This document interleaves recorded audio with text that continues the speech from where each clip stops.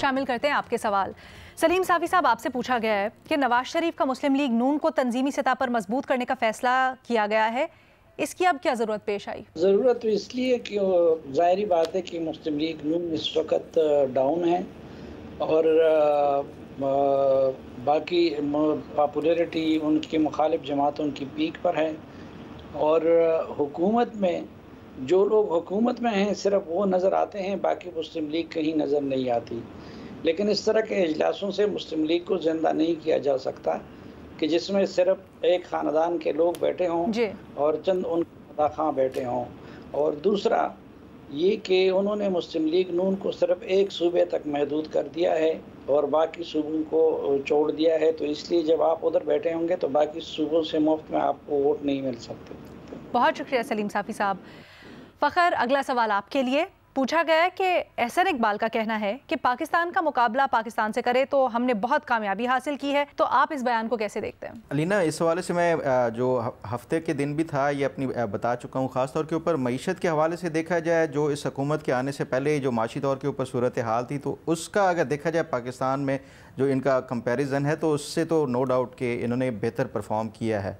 सियासी हवाले से सवालात किए जा सकते हैं, जो बाकी ह्यूमन राइट्स के हवाले से वो किए जा सकते हैं, लेकिन जो पाकिस्तान को जो सर-ए-दस्त दरपेश मसला था वो मईशत के हवाले से था, वो इन्होंने काफ़ी हद तक उसको कंट्रोल किया।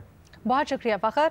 भट्टी साहब, अगला सवाल आपके लिए। पूछा गया है PTI के सवाबी जलसा कामयाब था या नाकाम? कामयाब तरीन जलसा था और ये जो लफ्ज़ नाकाम लगाया इस पर मुझे पहली दफ़ा दुख हुआ है। कामयाब तरीन जलसा है। सर, ये आप इन्फॉर्म तज्जिया कर रहे हैं या फिर आप वैसे बता रहे हैं अपनी राय? ये भी क्लियर कर दें।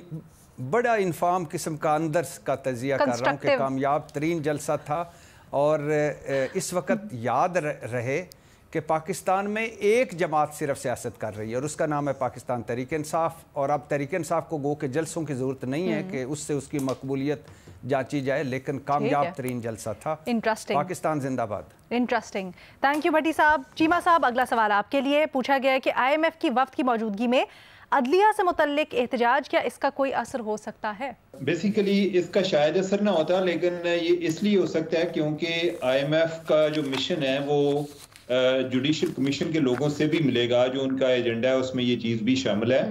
अब ये मिशन जो है ये टेक्निकल मिशन है और टेक्निकल मिशन कोई टेक्निकल गेम डाल सकता है। ये मैं इसलिए कह रहा हूँ कि इमरान खान के टाइम पर ये टेक्निकल मिशन आया था और उस टाइम उन्होंने कहा था कि स्टेट बैंक के लिए आप अलग से लाभ बनाएं जिसमें इसकी ऑटोनॉमी को यकीनी बनाया जाए, तो फिर हमारे पास कोई ऑप्शन नहीं रहा था, हमने वो काम किया था। बिल्कुल सही। अब जिस तनाजर में यानी कि जब ये एहतजाज भी हो रहे हैं और आगे जाके वो मिलते हैं और जजेस की अपॉइंटमेंट्स भी हो रही हैं, इसको वो किस नज़र से देखते हैं। अगर कोई चीज़ उनकी सिफारिशात में आ जाती है तो वो हमारे लिए फिर आगे हुक्म का दर्जा रखती है कि हमने उस पर कोई कानून साजी करेंगे, क्या करें। सर, वैसे अगर उनको ये यकीन हो जाता है कि अब कोई ऐसी रुकावट नहीं होगी जिससे सिस्टम डीरेल होने का खदशा हो, तो ये तो बल्कि हक में नहीं जाएगा?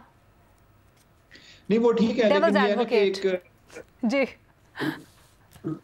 रूल ऑफ लॉ के हवाले से भी बात हो रही है ना, एडमिनिस्ट्रेशन ऑफ जस्टिस के हवाले से भी बात हो रही है, नहीं उस तनाजर में भी बात हो रही है कि IMF को तो माशी अहदाफ से ताल्लुक है ना, वो इंटरनल पॉलिटिक्स में इस हद तक तो नहीं करते जब तक उनको हो कि हमें पे बैक करना और ओवरऑल स्ट्रक्चर सही है माशी तौर पर। आप ये कह लें कि हो सकता है कि वो ज्यादातर बिजनेस के हवाले से देखें कि इकोनॉमी पे या जो ईज ऑफ डूइंग बिजनेस है उसमें जुडिशरी का क्या रोल है, उस तनाजर में देखें चीजों। चलें जी, आने वाले दिनों में मजीद इसके ऊपर तफसील से बात करेंगे, लेकिन आप इसी तरह से हमें लिखते रहिएगा।